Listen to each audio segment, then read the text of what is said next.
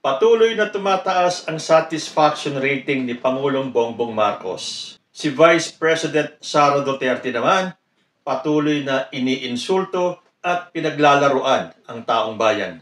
At mukhang magkakaroon ng kudeta sa Senado. Magandang araw po sa inyong lahat na imbag nga aldaw kada kayo aming kakabsat and welcome back to my channel. Patuloy na tumataas ang satisfaction rating ni President Bongbong Marcos. Hindi po talaga pwedeng hindi lalabas ang katotohanan. Hindi pwedeng hindi makita ng mga Pilipino ang ginagawa ni President Bongbong Marcos para iangat ang antas ng buhay ng bawat Pilipino, DDS ka man o kalaban. Ayon po kasi sa isang survey, at ito po ay galing sa WR Numero Research, tumaas sa 35% ang satisfaction rating ni Pangulong Ferdinand R. Marcos Jr. batay sa July to August survey ng WR Numero Research. Ito ay mula sa 29% na satisfaction rating na nakuha ng Pangulo sa March-April survey.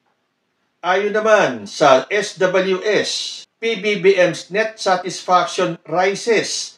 Lumabas sa survey ng SWS na 46% ng mga Pilipino ang satisfied o nasiyahan sa performance ni President Bongbong Marcos.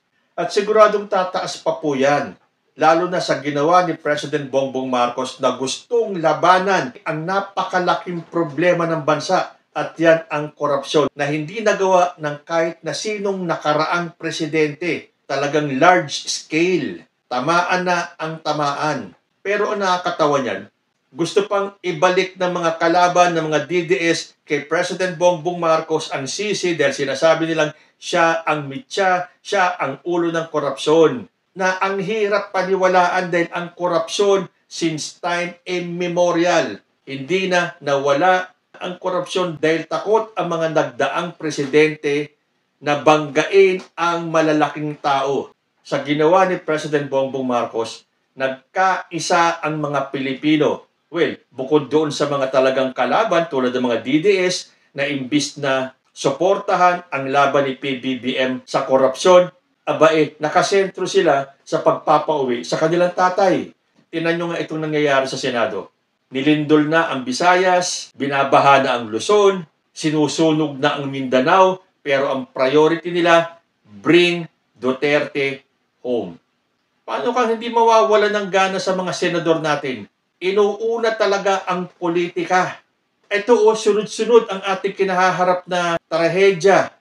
Pero sila, ang sinusulong nila, yung resolution nila. Nabigyan ng house arrest si dating Pangulong Rodrigo Duterte na napakalabo ng mangyari. Dahil sabi nga ni Attorney Cristina Conti na ICC Assistant to Counsel, the Senate as an institution is not in any way involved in the ICC process, and it is unclear how the resolution will be communicated to the International Court. So itong ginawa ng mga senador natin, paepal lang po yan. Gusto lang kasi nilang masiyahan ang mga Duterte. Itong mga senador na to ay hindi po senador ng bayan. Ang pinaglilingkuran nila ay isang pamilya lamang. Nakakalungkot mang isipin, pero yan po ang lumalabas na katotohanan ngayon.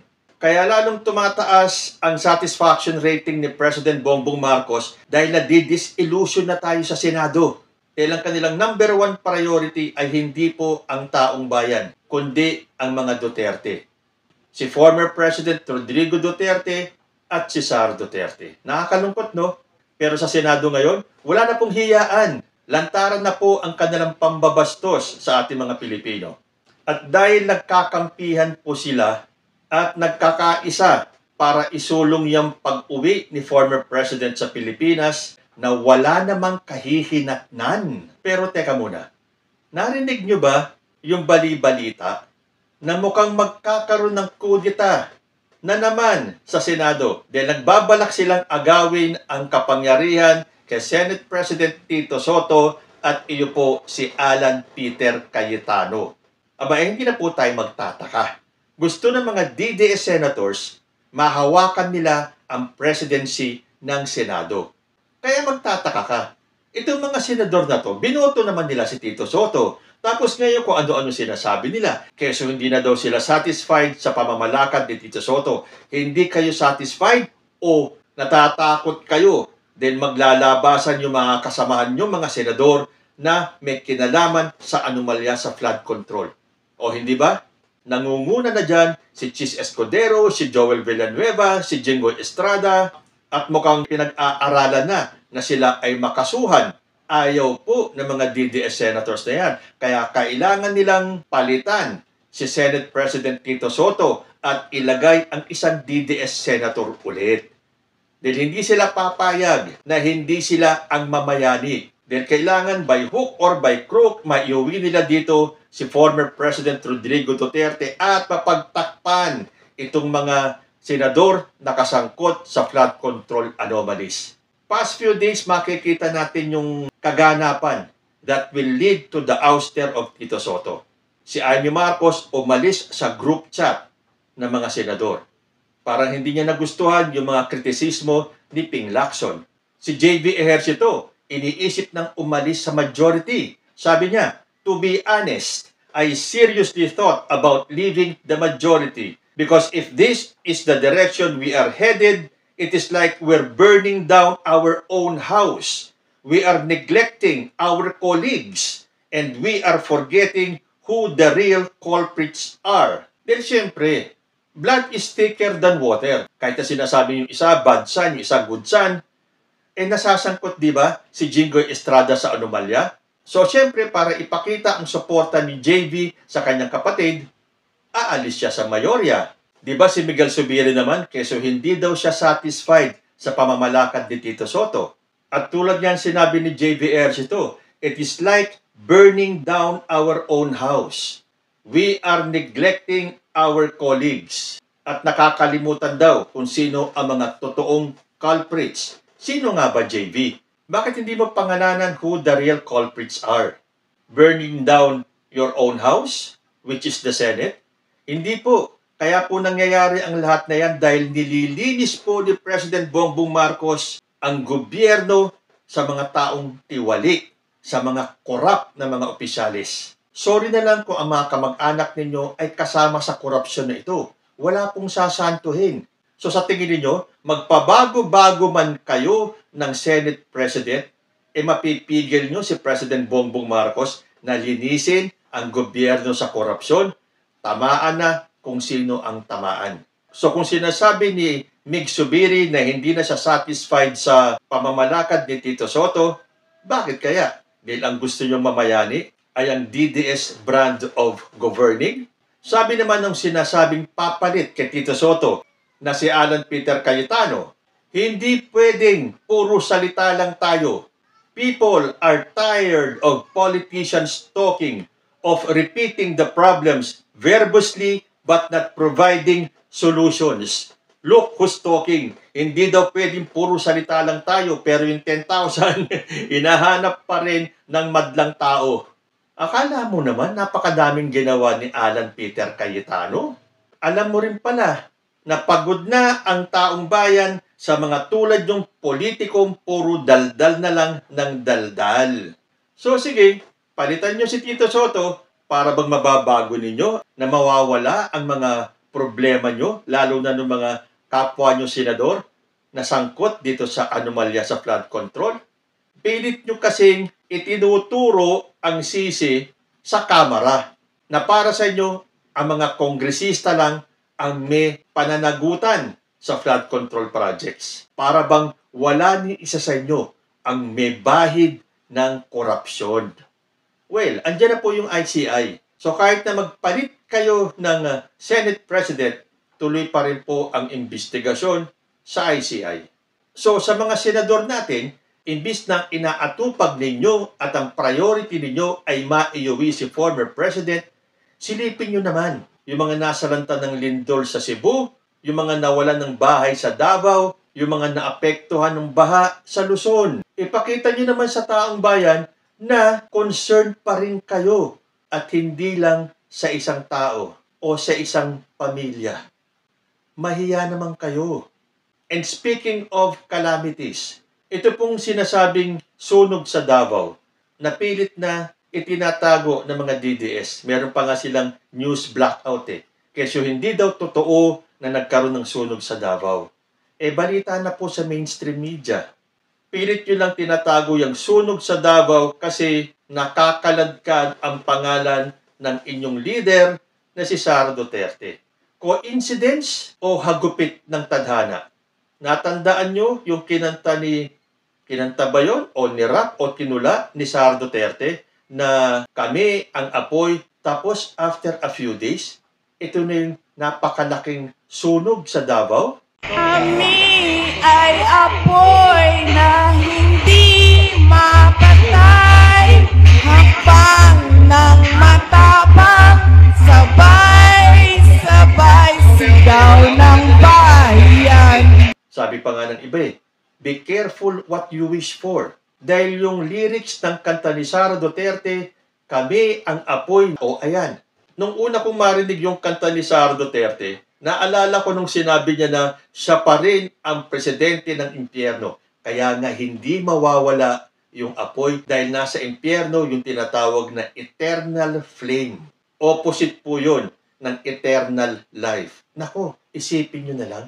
Paano kaya yung eternal flame? Tapos, a few days after, mababalitaan natin itong malaking sunog sa Davao. Ayaw man nating isipin dahil nakakaawa po yung mga apektado. Hindi lang po dun sa sunog, kundi sa baha, sa kasalindol. Ano ba itong nangyayaring ito? Hagupit ng langit sa atin? Ito ba ay babala sa atin na meron pang mas higit pang mga dilubyo ang darating? So marami pong netizens ang ibinabato ang sisi kay Sara Duterte dahil sa kagustuhan ng grupo ng mga DDS na maagaw ang kapangyarihan kay President Bongbong Marcos mula kay Sara Duterte hanggang kanila Chavit Singson hanggang sa mga retired AFP generals at sa kokonting tao na akala nila maaagaw nila ang presidency kay Bongbong Marcos. Matapos nitong sunog sa Davao City, meron po akong naalalang verso sa Biblia na kung lilimiin natin o ating iisipin mabuti, parang ito ang katotohanan that we must not ignore. Ito po ay galing sa Biblia, Romans 13:1-4. Basahin ko po. Magpasakop kayong lahat sa mga namumuno sa pamahalaan, sapagkat ang lahat ng pamahalaan ay nagmula sa Diyos, at siya ang naglagay sa mga namumuno sa kanilang pwesto. Kaya, ang mga lumalaban sa pamahalaan ay lumalaban sa itinalaga ng Diyos. At dahil dito, parurusahan niya sila. Isipin po natin yung mga nangyayari. Mula nang kumalas si Sara Duterte sa gabinete ni President Bongbong Marcos at sinimulan mang-intriga, manira, at balakin na pabagsakin ang gobyerno ni President Bongbong Marcos. Patindi ng patindi ang ating mga nararanasan. Dahil napakalinaw po ng sinabi dito, magpasakop kayong lahat sa mga namumuno sa pamahalaan na siyang ayaw gawin ni Sara Duterte. In fact, hindi ba pinaglalaruan na lang tayo ni Sara Duterte? Iniinsulto niya ang intelligence natin mga Pilipino. Pinaglalaruan niya tayo sa kanyang mga palad. Dahil sa ikatlong beses niyang hindi pagsipot sa budget deliberation. At ngayon nga, meron pa siyang mga kondisyon para siya ay umatid sa budget deliberation. Ano ba yun? Ano ba ang akala ni Sara Duterte? Siya ang presidente? Then ito po ang kanyang statement. I am prepared to attend. However, I am seeking the following. The House of Representatives demand the attention of President Marcos for the 27.3 billion pesos budget deliberation of the Office of the President. Presidente yan, Sara Duterte. Vice President ka lang na walang ginawa kundi ang bumiyahe ng bumiyahe at manira ng manira. Meron mga privileges ang presidente na wala ang vice-presidente. Kaya hindi kayo pantay. Sa titulo pa lang, presidente siya, vice-presidente ka. So nakakatawa tong demand mong ito na kailangan itong House of Representatives pasiputin si Bongbong Marcos sa budget deliberation ng Office of the President. Sino ka para mag-demand ng ganun? Bago ka humiling ng ganun demand, ipaliwanag mo muna. yung kailangan mo ipaliwanag, lalo na yung confidential funds sa mga Pilipino. Yan kasi ang style ni Sara Duterte para mapagtakpan, para hindi mapag-usapan yung mga kakulangan niya, ibabato niya kay President Bongbong Marcos. Hahanap siya ng issue, hahanap siya ng pwedeng isira kay Bongbong Marcos. Pangalawa sa kanyang demand, alternatively, I will attend if the Committee on Good Government and Public Accountability will produce before the plenary schedule a Department of Justice document confirming that the Immigration Lookout Bulletin order for the following OVP personnel has been lifted. Alam ko kasama dyan si Zuleika Lopez at may iba pang mga personnel ng OVP. Ano to, blackmail? Hindi nyo nakikita ang galawan ni Sara Duterte? Hindi lang po ang gobyerno ang iniinsulto niya, kundi lahat ng Pilipino sa ginagawa niyang panlalaro na akala niya siya ang dapat masunod dahil mas magaling siyang presidente kaysa kay Bongbong Marcos. Hindi ba lagi niya sinasabi? Hindi daw marunong magpalakad ng gobyerno si Bongbong Marcos. At pakataas ng lipad ni Sara Duterte ni hindi nga siya makapagsalita ng maayos kapag may interview sa kanya. Tapos mag-aambisyon pa siyang maging presidente. Mabalik tayo sa Bible verse. Sinabi pa doon, kaya ang mga lumalaban sa pamahalaan ay lumalaban sa itinalaga ng Diyos. Sino ba ang itinalaga ng Diyos para maging presidente? Si Bongbong Marcos. So sa paglaban ni Sara Duterte kay President Bongbong Marcos, kinakalaban niya rin ang Diyos. Dahil ang Diyos ang nagtalaga kay Bongbong Marcos. Tuloy ko, Romans 3-4. Ang mga namumuno ay hindi dapat katakutan ng mga gumagawa ng mabuti. Ang dapat matakot sa kanila ay ang mga gumagawa ng masama. Kaya kung nais mo na wala kang ikatakot sa mga namumuno, gawin mo ang mabuti at pupurihin ka pa nila. Sapagkat ang mga namumuno sa bayan ay mga lingkod ng Diyos para sa ating ikabubuti. Pero kung gagawa ka ng masama, dapat kang matakot dahil may kapangyarihan silang parusahan ka. Sila'y mga lingkod ng Diyos na nagpaparusa sa mga gumagawa ng masama.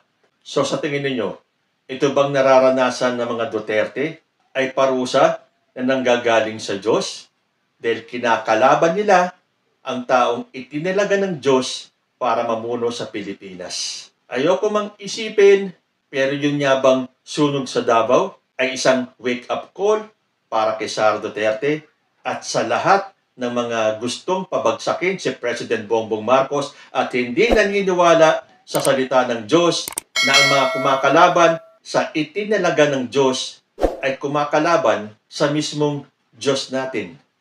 Kayo po, ano ang masasabi ninyo? Comment lang po down below and I will see you in my next video. Diyos ti Agnina.